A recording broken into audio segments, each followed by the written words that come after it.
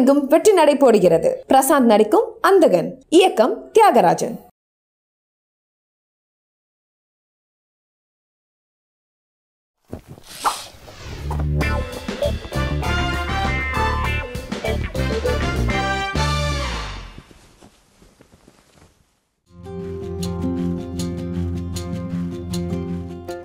Chai with Chitra, Social Talk. அடி அண்ணு பொண்ணு சும்மா சொல்லு, எம்மேல் உனக்கு ஆசை இல்லையா அப்படிம்பாரு. நான் என்ன பண்ணுவேன், கொஞ்சம் பிக் பண்ணிட்டு அப்புறம் அட குப்பு சாமி உண்மைய சொன்னேன், உண்மை எனக்கு ஆசை இல்லதான். சரியா போச்சுலாம். இன்னொன்று பார்த்தீங்கன்னா, எங்களுக்கு கோவிச்சிட்டது லாங் ஸ்டாண்டிங் நிற்கிற அளவுக்கு ஒரு சூழ்நிலை அமையல சார். இப்போ பார்த்தீங்கன்னா, இப்போது கோச்சிட்டு சண்டை போட்டுக்கிறோன்னு வைங்களேன், சாயந்தரம் கச்சேரி இருக்கும், அங்கே போய் நாங்கள் பேசாமன்னு நவகிரகம் மாதிரி உட்கார முடியுமா? அங்கே போயிட்டு எப்படி தெரியுமா, வேணுன்னு நான் பேசுறதுக்குன்னு என்ன பண்ணுவார், அவருக்கு பெரிய ஒரு ப்ரொசீஜர் இருக்கும் மேடையில். இது பண்ண ஹிட் சாங் அது நான் தான் எடுத்து வைப்பேன், தொகுத்து எடுத்து வச்சு இந்தாங்க இதை அடுத்தது பாடுங்க, இதை அடுத்தது பாடுங்க அப்படின்ற மாதிரி. நான் அன்றைக்கி என்ன பண்ணுவேன், வேணும்னே வந்து நான் எடுத்து வைக்க மாட்டேன்னா, வேணும்னே சார் ரம்பம் போடுற மாதிரி ஏதாவது கம்மியாக விரும்புகிற பாட்டை எடுத்து பாடுவாரா. நான் பார்ப்பேன், 4 பாட்டு பல்ல கடிச்சுக்கிட்டு தாங்க முடியாமல் அப்புறம் 5வது பாட்டுக்கு இந்தா பாடு அப்படின்னு தூக்கி வச்சிருவேன். அப்புறம் எல்லாம் சரியாக போயிடுதுன்னு வைங்களேன். இதுதான் அவர் பாடிய பாடல்களில் உங்களுக்கு ரொம்ப பிடிச்ச பாட்டு. எனக்கு பொதுவாகவே இந்த குத்துப்பாட்டு வருகிறதுல அது பிடிக்கவே பிடிக்காது. எனக்கு கொஞ்சம் மென்மையாக அதில் வந்து இந்த சீரகம் பாத்தி கட்டி செடிக்கு செடி கொஞ்சம் கட்டி சீமானார் பெத்தம்மாவ அண்ண பொண்ணு நடைய, நீ செடிக்கு செடி குந்தலாமோ சின்ன பொண்ணு நடைய, கொத்தமல்லி பாத்தி கட்டி கொடிக்கு கொடி கொஞ்சம் கட்டி கோமானார் பெத்தம்மாவ அண்ண பொண்ணு நடைய, நீ கொடிக்கு கொடி குந்தலாமோ சின்ன பொண்ணு நடை. இந்த பாட்டு ரொம்ப பிடிக்கும் எனக்கு. அப்படியே தாளாட்டுற மாதிரி இருக்கும், இதமான சாங். நல்ல பாட்டு இது, ரொம்ப நல்லா இருக்கும். ஒரு பாடகராக குப்புசாமிகிட்ட உங்களுக்கு பிடித்த விஷயம் இது, ஒரு மனிதராக குப்புசாமிகிட்ட பிடித்த விஷயம் இது? பாடகர்னா பார்த்துட்டிங்கன்னா ஒரு பெரிய ராட்சசன் சார். பாட்டு பாடுறதுல ராட்சசன் நான். அதாவது நீங்கள் 3 மணி நேரம் தாண்டியும் பாட சொன்னீங்கன்னா எத்தனை நேரம் சொன்னாலும் பாடிக்கிட்டே இருப்பார். பாடி முடிச்சு அந்த கர்ச்சீஃபை துண்டை புழிவார் பாருங்க, அவ்வளோ வேர்வை வரும். அப்படி வேர்வை சிந்தி சிந்தி சிந்தி சிந்தி தான் சம்பாரிச்சார் அவர். அதுவும் பார்த்தீங்கன்னா ஒரு கொள்கை பிடிப்பு இருக்குது பார்த்தீங்களா, அந்த பாட்டில் இப்படி தான் பாடணும், இப்படி தான் இருக்கணும், பணம் வருதுன்றதுக்காக நம்ம கொள்கையை மாற்றக்கூடாது, நம்ம அந்த பாட்டில் உட்காந்து தான் பாடணும். அந்த இதில் வந்து எனக்கு ஏற்ற மாதிரி அவர் இருக்கார் பாருங்க. எனக்கு அந்த கொள்கை பிடிப்பு ரொம்ப பிடிச்சிருக்கு. பணம் வருதுன்றதுக்காக நம்ம எல்லாத்தையும் செய்யக்கூடாதுன்றது மாதிரி அது ரொம்ப பிடிச்சிருக்கு சார். ஒரு மனிதனாக பிடிச்சது பார்த்தீங்கன்னா தாராள பிரபு. அது நல்லதும் கூட. அது பார்த்தீங்கன்னா சில சமயங்களில் வந்து ஒரு குழந்தை மாதிரி இவரை வந்து ஈஸியாக ஏமாத்திடலான்னு வைங்களேன், ஈஸியாக எதுவுமே வாங்கிடலாம், அந்த மாதிரி ஒரு மனிதர் இவர். அதனால தான் பார்த்தீங்கன்னா இப்போது அது வந்து வெரிஃபிகேஷன் அப்படிம்பாங்க இல்லையா, verification first step, verification second ஸ்டெப்புன்ற மாதிரி செய்யணும். தான தர்மம் எல்லாமே செய்யணும். இதில் எனக்கு ரொம்ப பிடிச்சது என்னன்னா, இப்போ யார் மேலேயா கோவம் இருந்தால் கூட அந்த கோவத்தை மனசுலேயே வச்சுக்கிட்டு பழி வாங்குற உணர்ச்சியெல்லாம் கிடையாது. அடுத்த நிமிஷம் பார்த்தா அவங்களுக்கு காஃபி தங்கையாலே போட்டு இந்தாங்க குடிங்க, அது யாருன்னு பார்க்க மாட்டார். ஸ்டாஃபாக இருந்தாலும் சரி, இதான் அது எடுத்துக்கிறவங்கள பொறுத்து இருக்குது. ஆப்போசிட் பர்சன் இப்போ நல்ல ஸ்டாஃபாக இருந்தால் ஐயோ எவ்வளோ பெரிய ஆடு நமக்கு கொடுக்குறேன், ஒரு சிலர் இழிச்சவாயி அப்படின்னு நினச்சாங்கன்னா எப்படி இருக்கும். அப்போ வெரிஃபிகேஷன் அங்கெல்லாம் கொஞ்சம் செய்யுங்க, ஆனால் கரெக்டாக இருக்கணும், நம்மளும் நமக்குரிய மரியாதையை என்றைக்குமே இழக்கக்கூடாது அப்படின்றதில் நான் கொஞ்சம் இருப்பேன். அதில் ரொம்ப நல்ல இந்த சாப்பாடுன்னு வந்ததுன்னா கூட சார், இப்போ ஹோட்டல்லேருந்து சாப்பாடு வருதுன்னு வைங்களேன், ஏதாவது இல்லை வீட்டிலே சாப்பாடு இருந்தால் எல்லாத்துக்கும் கொடுத்துட்டு கெஸ்ட்டு வந்தாங்கன்னா அத்தனை பேருக்கு கொடுத்துட்டு அதுக்கப்புறம் தான் கடைசியில் அவர் சாப்பிடுவார். நான் பரிமாறுறேன்னா வேண்டாம் வேண்டாம் நீ உட்காரு அப்படின்னு அத்தனை பேருக்கும் யார் இன்னாரு இல்லை அப்படின்றது பார்க்கறது இல்லை, எல்லாருக்கும் கொடுத்துக்கிட்டு அப்புறம் தான் சாப்பிடுவார். அந்த மாதிரி சாப்பாட்டு விஷயத்தில் ரொம்ப ஒரு நல்ல கொள்கை அவர்கிட்ட இருக்குது. அடுத்த உங்களுடைய பயணத்துடைய இலக்கு என்ன அப்படின்றது 2 பேரும் உட்கார்ந்து பேசி தீர்மானிப்பீங்களா? எப்படி எங்கே சார் பயணம் பண்ணுறது? பயணத்துக்கு தான் அந்த ஜென்ரேஷன் கேப்னால ஒரு தடை விழுந்துருச்சு. நிறைய சாதிக்கணும்னு நினச்சோம். பட் இப்போது சில மீடியாஸ் வந்து அந்த தவறான பாதையில் இதை கொண்டு போயிட்டாங்க. நான் சொல்லுவேன், பயப்படாமல் நான் ஓப்பனாக சொல்கிறேன். சில மீடியாஸ் எல்லாம் பார்த்தீங்கன்னா இந்த ஃபோக் சாங்கை வேறு மாதிரி கொண்டு போயிட்டாங்க. வேற ஒரு சாயை விழுந்துருச்சு. அதில் ஒரு என்ன சொல்கிறது, ஒரு ஆராய்ச்சி செய்து ஒரு நல்ல பொசிஷனில் ஒரு கௌரவத்துக்கு கொண்டு வந்து வச்சோம். அது வந்து இப்படித்தான்ற மாதிரி டமால்னு போட்டு உடைச்சிட்டு, என்னன்னா அது கமர்ஷியல் மீடியா. அந்த கமர்ஷியல் மீடியா என்ன நினச்சது, சும்மா டமுக்கு டமுக்குன்னு குத்திட்டு இதுதான் அது என்ன டியூவல் மீனிங்காக பாடினா எல்லாம் பார்க்குறாங்க அது அப்படின்ற மாதிரி கொண்டு போயிட்டாங்க. பட் எனக்கு அதனால் எனக்கு எங்களுடைய கொள்கையே கொஞ்சம் அப்படி பின்னுக்கு இழுத்துட்டேன். வேண்டாண்டா சாமி, திருத்த முடியாது, நாட்டையும் திருத்த முடியாது, இதெல்லாம் வேண்டாம். இது நல்ல விஷயங்கள் நீங்கள் வேணா கவனிச்சு பாருங்க. ஒரு நல்ல தலைப்பு போட்டு நல்ல விஷயத்த போட்டு பாருங்கள், வியூஸ் கம்மியாக இருக்கும். இதுவே வந்து உங்களுக்கு நெகட்டிவான தலைப்பு போட்டு அதுக்கு நிறைய மோர் அட்ராக்ஷன். பார்த்தீங்கன்னா போட்ட கொஞ்ச நேரத்தில் லேக்ஸ் வந்து நிற்கும். அப்படி இருக்கும்போது நீங்கள் எங்கே கொள்கை இருக்குது நமக்கு இங்கே? நான் ஒத்தி நினச்சா போருமா? இந்த ஃபோக் சாங்கில் நானும் இவரும் நினச்சா போருமா சார்? இசையில் நானும் இவரும் நினச்சா போதுமா? வர்றவங்களும் பின்னாடி வர்றவங்களும் அந்த மாதிரி இருக்கணும்ல. நீங்கள் எப்படி பண்ணுறீங்க, அதுக்கு ஏற்ற மாதிரி நம்ம பண்ணுறோம் அப்படின்னு காசு. அதாவது இந்த ஃபோக் சாங் பார்த்தீங்கன்னா எளிமையானது. இதில் கொஞ்சம் உண்மையாலுமே பார்த்தீங்கன்னா வரவேற்பு இருக்குது சார். நல்லா காசும் கொடுத்து கூப்பிடுற ஒரு நிலமை வந்தோடனே கூப்பிடணும் நிறைய பேருன்னு சொல்லிட்டு ரெட்டை அர்த்தங்கள், அதில் டான்ஸ் ஆடிட்டு கம்மி துணி போட்டுக்கிட்டு ஆடுறது பாடுறது அந்த மாதிரி வேறு மாதிரி ஆடல் பாடல் நிகழ்ச்சியாக போயிடுச்சுன்னு வைங்க. ஸோ அப்போ எங்கேருந்து கொள்கையை நான் என்ன அரசாங்கம் உதவி செய்தா? கிடையாது. இல்லை வேறு யாராவது நமக்கு சப்போர்ட்டிவாக இருக்காங்களா? அதுவும் கிடையாது. அப்போ என்ன கொள்கை யாருக்காக கொண்டு போகணும் சொல்லுங்கள் நீங்கள்? நியாயமான ஒருத்தம் இல்லைங்களா? எப்பா நீ நல்லா பண்ணியிருக்க, ஆய்வுகள் செய்திருக்கேவா, ஒரு புத்தகம் எழுது, இது லைப்ரரியில் நாங்கள் சேர்த்துக்கிறோம் அப்படின்னு சொல்கிறாங்களா? நிறைய பாடல்கள் இருக்குது சார். இப்போ பார்த்தீங்கன்னா உங்களுக்கு வெறும் இந்த காதல் பாடல்கள் ஃபோக் சாங்குன்னு எடுத்துக்கிட்டீங்க, தாலாட்டிலேருந்து கடைசி பயணம் வரைக்கும் இருக்குது. ஃபார் எக்ஸாம்பிள் சொல்கிறேன், விளையாட்டுக்கு குழந்தைங்க அந்த சடுகுடு விளையாடும்போது சடுகுடு சடுகுடு சடுகுடு சடுகுடு சடுகுடு சடுகுடு சடுகுடு சடுகுடு அப்படி பாட்டே நாங்கள் ஆல்பம் போட்டோம். சடுகுடு சடுகுடு ரெண்டாலு ஒருத்த முடிச்சா குண்டாலு அப்படின்னு ஒரு பாட்டே இருக்குது. இப்படி பார்த்தீங்கன்னா பெண் பெரியவளானதுக்கு பாட்டு, படிக்காததுக்கு, அதாவது படிக்கலைன்னா படிப்பு எல்லாருக்கும் அவசியம்ன்றதுக்கு பாடல் இருக்குது. அதாவது கிராமத்தில் கிடைத்த பாடல் இது. ஆய்வில் ஒரு பெண்மணிக்கு கடுதாசு வருது, அந்த பெண்மணி படிக்கலை, அதை திறக்கிறா. அதெல்லாம் பார்த்தீங்கன்னா அவள் செய்கிறது என்ன, விவசாயம். ஏலக்காய் மாதிரி இருக்குது எழுத்து, சீரகம் மாதிரி இருக்குது, சோளம் மாதிரி இருக்குது. அதை பார்த்துட்டு பாடுறா, எனக்கு வந்து படிக்க தெரியல, நான் யார்கிட்ட போய், அப்போல்லாம் கடுதாசி தானே, தந்தி கடுதாசி, தந்தி வந்திருக்கு, என்ன பண்ணுறதுனே தெரியல, எனக்கு யார்கிட்ட கொண்டு போய் அவள்கிட்ட போய் கேட்கலான்னா அவள் எதிராளியாக இருக்காளே, இங்கே போனால் பங்காளி என் கூட சண்டை போட்டிருக்காளே, இப்படி இருக்காங்களே, நான் யார்கிட்ட கொண்டு போவேன்னு ஒரு பாட்டு பாடியிருக்காங்க. ஏலக்காயா ஏலரசா நல்ல இரேல கடுதாசியான் தன்னே நானே தானே தனதானே தானே தன்னே தன்னே தானே சாதிக்காயா சவ்வரு பாருங்க, சாதிக்காய் சவ்வரிசு அவ விளைவிக்கிறது அதுதானே.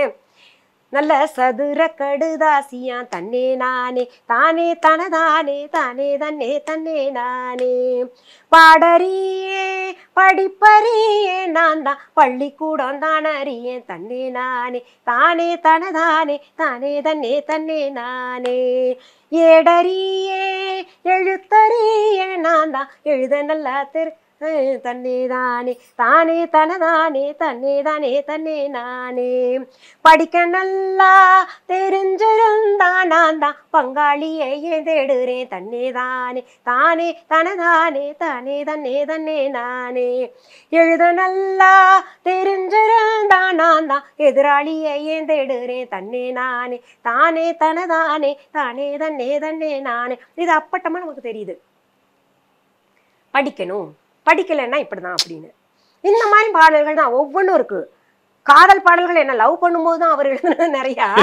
மற்றபடி பார்த்தீங்கன்னா உறவுகளை விட்டு போகக்கூடாதுன்றதுதான் சீரகம் பாத்தி கட்டி ஆத்துக்கு அந்த விவசாயத்தை உணர்த்துவதற்காக ஆத்துக்கு அந்தண்டையே அண்ணன் வச்ச தென்ன முள்ள அண்ணம்புள்ள வாடினாலும் எம்மாடி எம்மாடி தென்னம்புள்ள வாடலாம். அதுல என்ன வருது, அண்ணம்புள்ள வாடினா கூட பரவாயில்ல, தென்னம்புள்ள வாட விடக்கூடாது.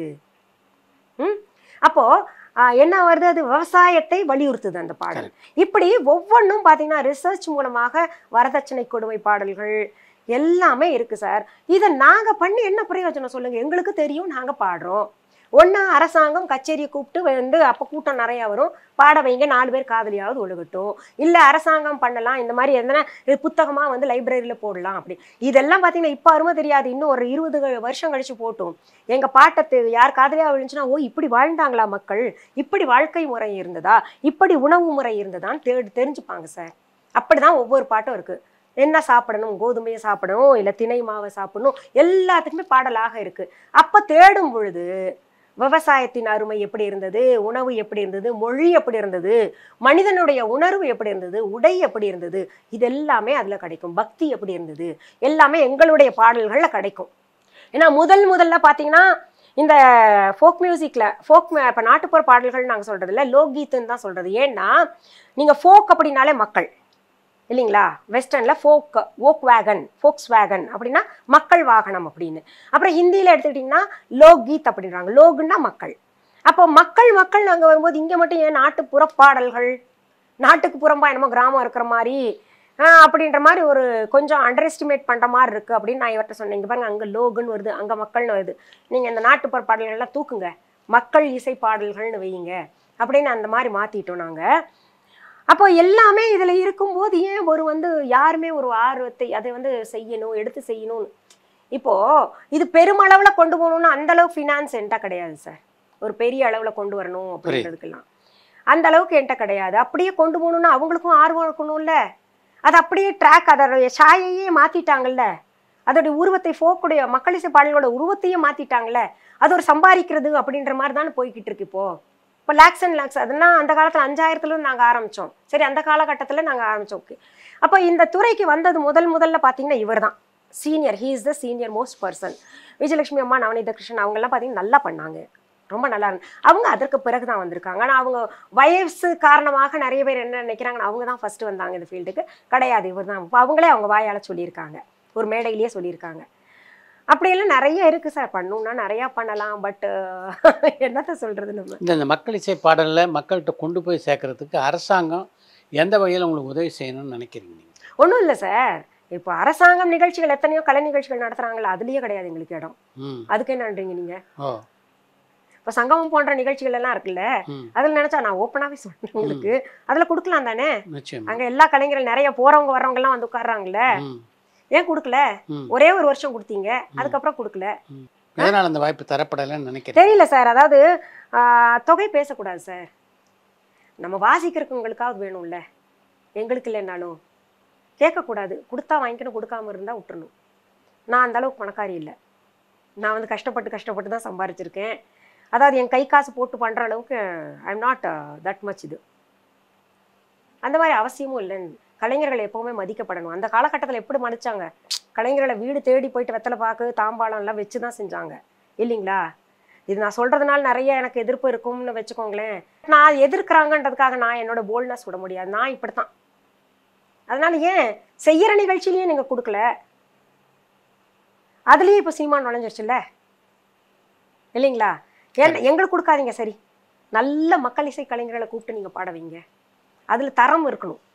தரம் இல்லைன்னா அதை வைக்காதீங்கன்னு தான் நான் சொல்லுவேன், ஓப்பனாகவே சொல்கிறேன். தரம் இல்லாததுல நம்ம தவிர்த்தாலே போதும் சார், தரத்துக்கு வந்துருவாங்க தானா இல்லைங்களா. தரம் இல்லாதையும் நம்ம என்கரேஜ் பண்ணுறனால தான் தரம் இல்லாததும் கூட வளர்ந்துகிட்டு இருக்கு. சொல்லுங்க, இது எந்த காழ்ப்புணர்ச்சிலையும் சொல்ல நான். எங்களுக்கு வாய்ப்பு இல்லைன்னு நினைக்க வேண்டாம், எங்களுக்கு வாய்ப்பு வந்துக்கிட்டு தான் இருக்குது, நாங்கள் தான் வேண்டாம் நிறையா. இப்போ பாருங்கள், யூஎஸ் கூட இப்போ கூட 2-3 தடவை கூப்பிட்டாங்க. இப்போ கூட எனக்கு போகிறதுக்கு சந்தர்ப்பம் அமையல, எனக்கு கொஞ்சம் மற்ற வேலைகள் எல்லாம் பிஸியாக இருக்கிறனால கூப்பிட்டு தான் இருக்காங்க. எங்களுக்கு வாய்ப்பு இருக்கத்தான் செய்யுது, பட் எங்களுடைய கொள்கையை விட்டு நாங்கள் போக மாட்டோம். இன்னொன்று பார்த்தீங்கன்னா நிறைய பேர் அப்படி நினச்சிக்கிறாங்க, சரி இவங்களுக்கு இது இல்லை, அதுக்கு வந்தவங்கலாம் நல்லா முன்னேறிட்டாங்க. கிடையாது, நாங்கள் பார்க்காது யாருமே பார்க்கல சார். இன்னும் நாங்கள் பார்க்காத மேடை கிடையாது, நாங்கள் பார்க்காத நாடுகள் கிடையாதுன்னு வச்சுக்கோங்களேன். நாங்கள் எல்லாத்தையும் பார்த்துட்டோம். கடவுள் புண்ணியத்தில் இப்போவும் நல்லா இருக்கும், எந்த குறையும் கிடையாது. நீங்கள் தான் இருக்கீங்களே, பார்க்குறீங்களே சாட்சிக்கு, எந்த குறையும் கிடையாது, நல்லா இருக்கும் கடவுள் புண்ணியத்தில், இனிமேலும் நல்லா இருப்போம். அது காழ்ப்புணர்ச்சியிலேயே நான் சொல்லலை. இவ்வளோ ஒரு குழந்தைய, இதுக்கு உதாரணமாக நான் சொல்லுவேன், என் பொண்ணை நான் இங்கே நல்லா சீராட்டி பாராட்டி வளர்த்தவளை நல்லா படிக்க வச்சு நல்லா இது பண்ணு, புகுந்த வீட்டில் கொடுமைப்படுத்தினா எப்படி இருக்கும், மனசு தாங்குமா? அந்த மாதிரி தான், அந்த மாதிரி சீராட்டி பாராட்டி தான் இந்த துறையை நாங்கள் வளர்த்துருக்கோம். எவ்வளோ கஷ்டப்பட்டிருக்கோம் தெரியுமா. நாங்கள் கொஞ்சம் பஸ் இல்லாத இடத்துக்கெல்லாம் சைக்கிளில் போயிருக்கோம் சார். நாங்கள் பெரிய தவுலெல்லாம் தூக்கிட்டு எவ்வளோ கஷ்டப்பட்டு, எங்களை இசைக்கலைஞர்கள் நாங்கள் மட்டுமா, எங்கள் கூட வந்த இசைக்கலைஞர்கள் எவ்வளோ கஷ்டப்பட்டிருக்காங்க தெரியுமா, அவ்வளோ கஷ்டப்பட்டிருக்காங்க. என்ன நடக்குது, அவங்களுக்கு என்ன கிடைச்சிது? ஒன்றுமே கிடைக்கலையே, அங்கீகாரமே இல்லை. எங்களுக்கு தமிழ் வாசிச்சவர் பாவம், அவர் 70 வயசாச்சு, எனக்கு இருக்கிறதுக்கு ஒரு வீடு வேணுமா எனக்கு அப்படின்னு. நாங்கள் எங்களுக்கு தெரிஞ்சவங்களெல்லாம் எழுதி கொடுத்து ஒரு இது பண்ணுறோம். இது பண்ணலாமே, நலிந்த கலைஞர்களுக்கு பண்ணலாம்ல.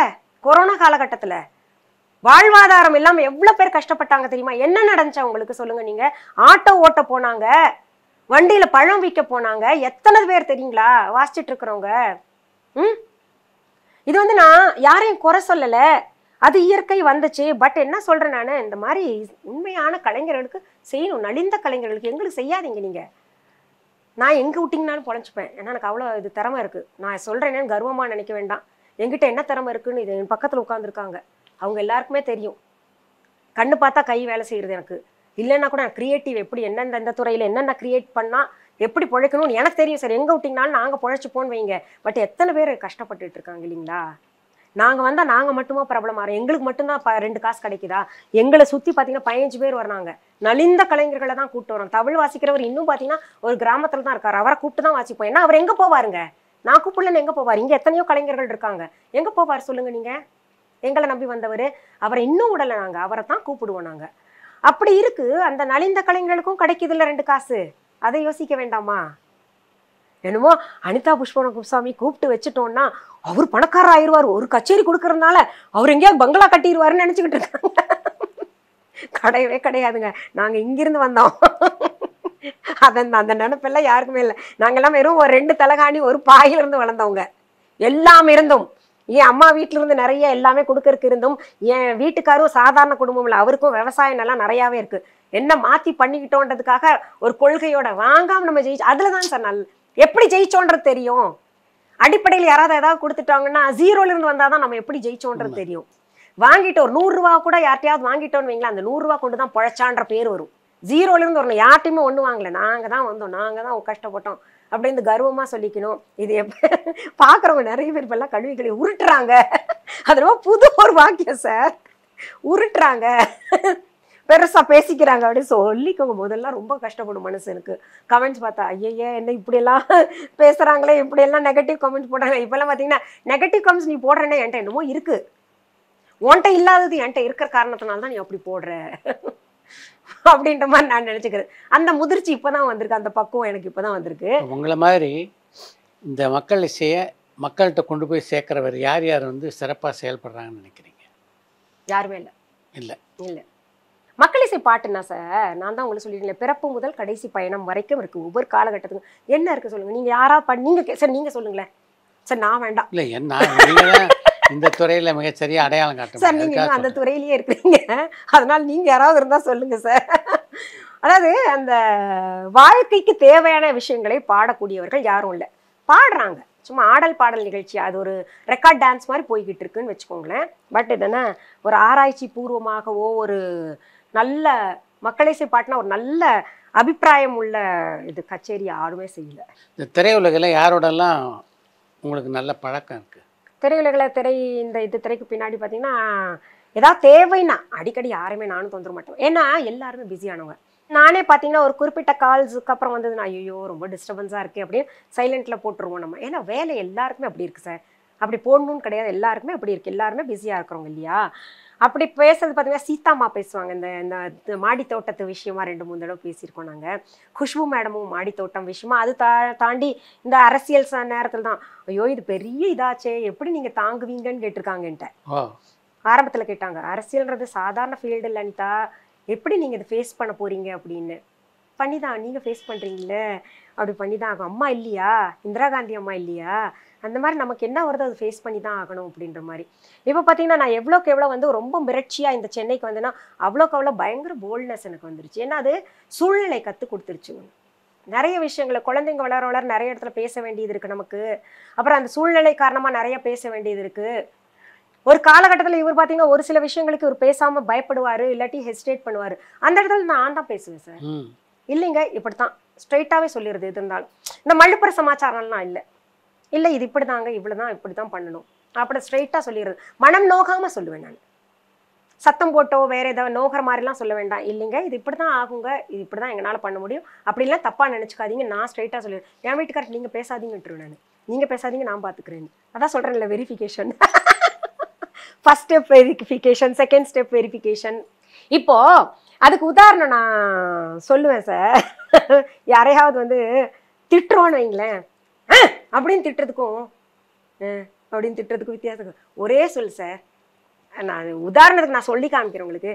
நாயே அப்படின்னு சொல்றதுக்கும் நாயே அப்படின்னு சொல்றதுக்கு வித்தியாசம் இல்லை. அதே நாயே தான் போயிடுவோம். நாங்கள் நல்லவங்களா தெரியும், மெதுவாக சொல்கிறவங்க, உறக்க சொல்கிறவங்க தப்பாக தெரிவாங்க. ஸோ நான் மென்மையாக சொல்கிறவ. அதனால என் வீட்டுக்கார்ட்ட சொல்லுவேன், இதில் நீங்கள் பேசாதீங்க, நான் பார்த்துக்கிறேன், நான் பேசிக்கிறேன். பாவம் அவர் பேச, அது என்னன்னா அவர் யதார்த்தவாதி. இங்கே ஒன்று வச்சுட்டு வெளியில் ஒன்று. ஆனால் அப்படி தான் இருந்தாகணும் இல்லைங்களா? ஏன்னா அப்படி இருக்கிறதால பல நன்மைகள் இருக்குது. நானும் கெட்ட பேர் வாங்க மாட்டேன், அவங்களும் ஹர்ட் ஆக மாட்டாங்க, எதிராளியும் ஹர்ட் ஆக மாட்டாங்க. அதனால் செஞ்சு தானே ஆகணும். ரொம்ப நன்றி. நன்றிங்க சார். உங்கள் அனுபவத்தெல்லாம் நம்முடைய ரசிகர்களோட நான் தான் உங்களுக்கு நன்றி சொல்லணும். ஏன்னா என் ஸ்டாஃப் எல்லாம் உங்களை பார்க்க உட்காந்துருக்காங்க பாருங்க எத்தனை நேரமா. மிகப்பெரிய ஒரு ஆர்டிஸ்ட் நீங்கள். நடிப்பு துறையாகட்டும், எழுத்து நிறையா படிச்சிருக்கேன் சார். நான் எழுத்து என்ன, நான் புத்தகம் படிப்பேன்னு நான் வாசிப்பேன்னு சொல்லியிருக்கேன்ல. ஸோ எழுத்தில் ஒரு பெரிய ஆளாக இருக்கீங்க, ஒரு நடிப்பு துறையில் பெரிய ஆளாக இருக்கீங்க. உங்களை எனக்கு பார்க்கக்கூடிய ஒரு சந்தர்ப்பம் கிடைச்சதில்ல. சோஷியல் டாக்கீஸில் இப்படி ஒரு சந்தர்ப்பத்தை ஏற்படுத்தி கொடுத்த உங்களுக்கும், மற்றும் இதை பார்த்துக்கிட்டு இருக்கிறவங்க என்ன தப்பாக நினைக்காதீங்க, நிறைய விஷயம் காரசாரமாக பேசியிருப்பேன். திட்டுங்க, பரவாயில்ல, பார்த்து திட்டுங்க. அதனால் எல்லாருக்குமே என்னுடைய நன்றியையும் வணக்கத்தையும் உங்களுக்கும் தெரிவிச்சுக்கிறேன் சார்.